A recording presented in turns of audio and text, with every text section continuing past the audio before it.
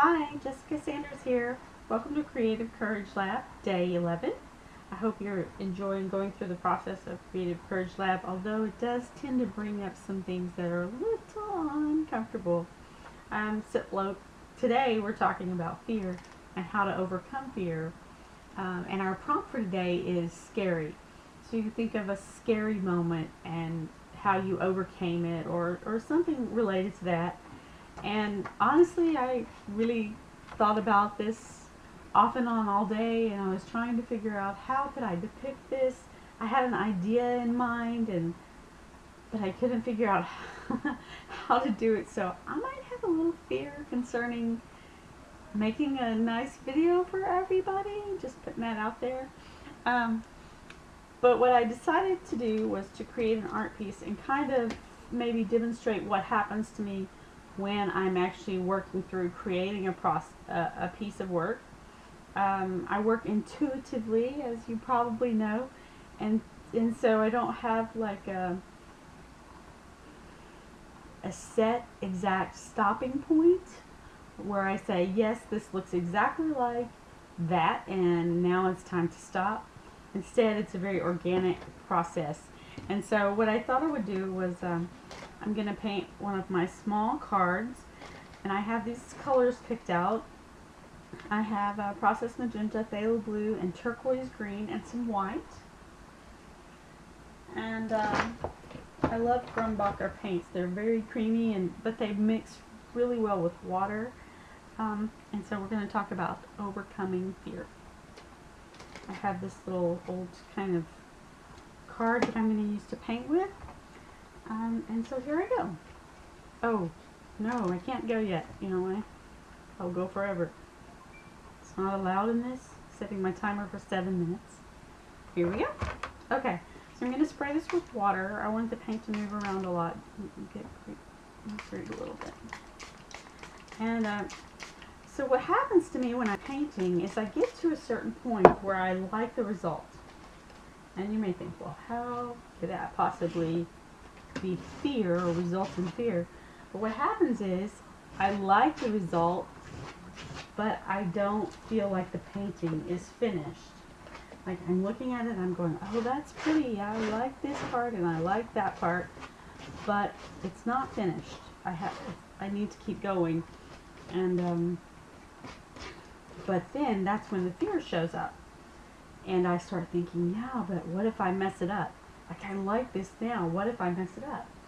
And, yeah. So that's where the fear comes in for me. I'm afraid that I'll mess up something that looks really nice already. So one day I was working on some paintings for my bathroom. And I did a contest for frog tape. And I really did this geometric design in my bathroom, and I used the blues and I used the teals, and I wanted the magenta to be an accent color. I didn't really want this to be purple. I wanted it to be magenta. So anyway, I used magenta as an accent color in the bathroom, and yeah, I got best in category for that, but I was kind of disappointed just because I didn't win the whole thing. Okay, that's another story. But the point was I made some artwork for the bathroom, and I started painting, and I kind of did this same technique, and I dripped it down, and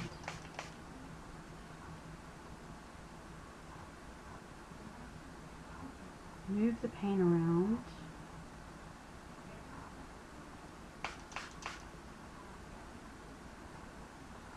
Kind of like I'm doing now. Sorry, I got quiet because I was thinking about what the paint is doing on the page. Anyway, so I got, I started moving the paint around and doing kind of this fluid painting, and I got to this point where it was a really pretty painting. So like if I look at this right now, there are parts of it I like and parts of it that I don't like.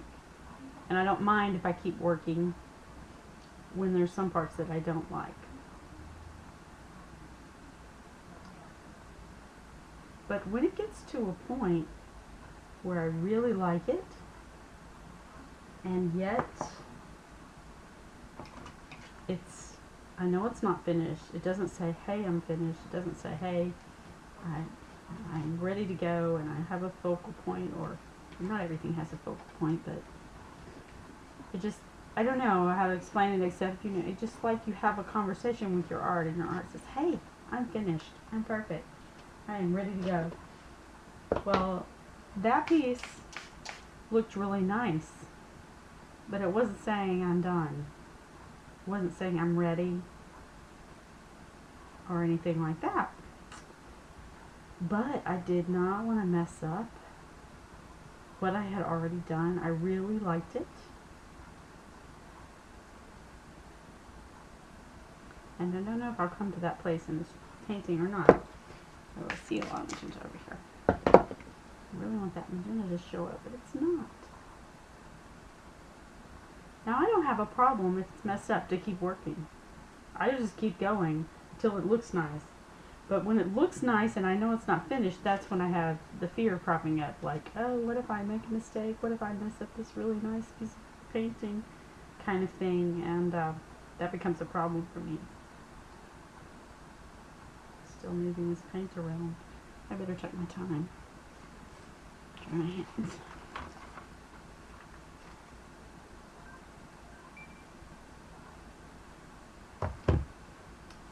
Just have a couple of minutes left on my timer. Just not really happy with this. Okay, but let's just pretend that this is a lovely work of art, except it's not finished. I know it's not finished. It needs more depth, it needs more layers, it needs whatever. It needs something, you know, it needs something, but you like what you have. So then I get stuck. And honestly, usually what I do is I shift over to another piece. I'll shift over to a different painting, or I walk away, and then I come back to it and see where I go from there. Because otherwise I may just get completely bogged down and trying to figure out how to fix it, how to make it complete without messing up what's already there. Well, you have to let go of what is there to allow yourself to move into what could be. And so sometimes it takes stepping away. Sometimes it takes making the next mark. Oh, you know what? I'm really liking this. And it's not flat on the back. I'm going to spray some water down here on the back. That should make it lay down. Water in. Okay. So I'm really liking this line that I have going on here in this. And I kind of like this snow effect over here too.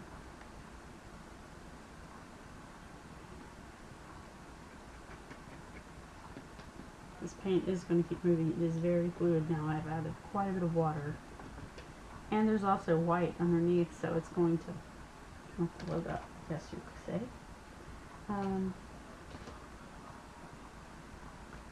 So this is my little painting, and that's my little story. I hope it encourages you to know that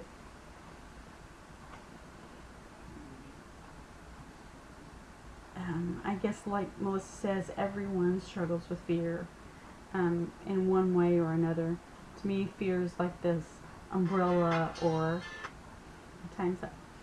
umbrella or shade tree that all the gremlins gather under, and they chatter and chat all about me and what I should be doing and what I shouldn't be doing, and how, you know, whatever your gremlin voices say, there's this umbrella or shade tree of fear over them that kind of almost gives them power, you know. So I hope that, you know, it's at least comforting to know that you're not alone and that we all experience that kind of fear in lots of different ways. Fear that our art is not good enough. Fear that we're not experienced enough. Fear that we'll mess things up. That's kind of what I'm talking about, I guess. I'm afraid I'll mess up something that I already like. But as I'm sure you've heard so many times, you just have to feel the fear and do it anyway. So here's to overcoming fear, and I will see you tomorrow. Bye.